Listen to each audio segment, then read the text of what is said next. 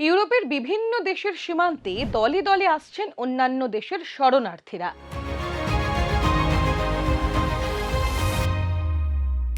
কেউ আসছেন আইনি পথে, কেউ আসছেন চোরা গোপ্তা রুটে।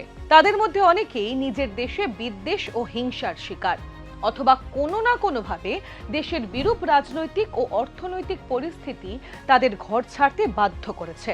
তাদের সাহায্য না করা যে মানবতা বিরোধী তা বারবার বলেছে রাষ্ট্রপুঞ্জের হিউম্যান রাইটস কাউন্সিল।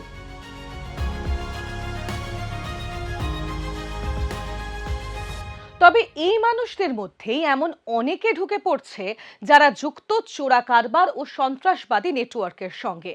এই সব কারণে শরণার্থীদের প্রতি বিরূপ মনোভাব প্রকাশ করতে শুরু করেছে ইউরোপীয়দের একটা বড় অংশ। এমনকি শরণার্থীদের বিরুদ্ধে কথা বলতে শোনা গিয়েছে একাধিক রাষ্ট্রনেতাদেরও। অ্যামনেস্টি ইন্টারন্যাশনাল রিপোর্ট বলছে, বহু দেশে শরণার্থীদের তল্লাশি চালানোর পদ্ধতি যথেষ্ট অসম্মানজনক। ঠিক এই সময়ই শরণার্থীদের সম্মান ও সুরক্ষা বজায় রেখে তাদের তল্লাশি চালানোর পন্থা গ্রহণ করেছে ব্রিটেন।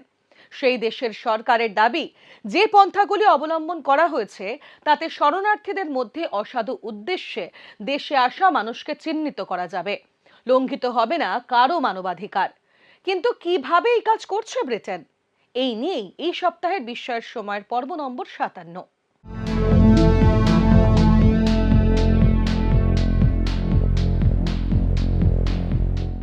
1970 সালে কালজয়ী গায়ক ভূপেন হাজারিকা গেয়েছিলেন, একটু সহানুভূতি কি মানুষ পেতে পারে না ও বন্ধু। এর 56 বছর পরে শরণার্থী সমস্যা সমাধানে ব্রিটেনের অস্ত্র এই সহানুভূতি। প্রথমে দেখে নি ব্রিটেনের শরণার্থীরা কিভাবে ও কোন দেশ থেকে আসেন। পরিসংখ্যান বলছে 2025 সালে 40,000-এরও বেশি শরণার্থী ফ্রান্স থেকে ডিঙি নৌকায় ইংলিশ চ্যানেল পার করে ইংল্যান্ডে প্রবেশ করেছেন। এই সমুদ্র পার করে আসা শরণার্থীরা ব্রিটেনের মোট শরণার্থীর 41%। সব থেকে বেশি শরণার্থী এসেছে আফ্রিকার এরিট্রিয়া দেশ থেকে। দ্বিতীয় স্থানে রয়েছে আফগানিস্তান। সিরিয়া, সুদান ও ইথিওপিয়া থেকেও এসেছেন বহু সংখ্যক মানুষ। তবে এবার ব্রিটেন সিদ্ধান্ত নিয়েছে কড়াকড়ি হবে নজরদারি। নতুন এই পদ্ধতিতে শরণার্থীদের গ্রেপ্তার করা হবে না, বরং তাদের ফোনগুলি পরীক্ষা করা হবে। দেখা হবে মুখের ভিতরে কোনো সিম কার্ড লুকিয়ে রাখা আছে কিনা। বড় জোর তাদের গায়ের উপরের জ্যাকেটটি শুধু খুলতে বলা হবে, যাতে শরণার্থীদের কোনো রকম সম্মানহানি না হয়। ইংল্যান্ডের কেন্টে পরীক্ষা করা হবে ফোন থেকে পাওয়া তথ্য। প্রশাসন আশা করছে এর জেরে শরণার্থীদের ভিড়ে মিশে যাওয়া স্মাগলারদের গ্যাং ও অপরাধীদের নেটওয়ার্ককে চিহ্নিত করার কাজটা সহজ হবে। যদি ফোনে সন্দেহজনক কিছু না পাওয়া যায়, সেই ফোন শরণার্থীদের ফেরত দিয়ে দেওয়া হবে। ব্রিটেনের রিফিউজি কাউন্সিল বলছে, ফোন একজন মানুষের জন্য অত্যন্ত গুরুত্বপূর্ণ বস্তু।